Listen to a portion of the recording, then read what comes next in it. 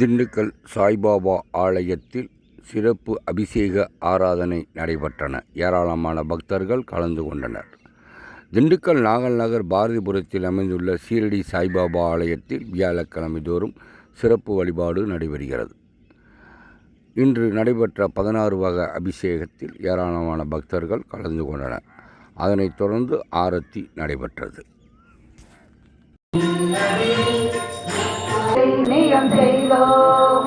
பாபா சீரடி பாபா, பாபா சீரடி பாபா, வருவாய் அருளை தருவாய், வருவாய் அருளை தருவாய்.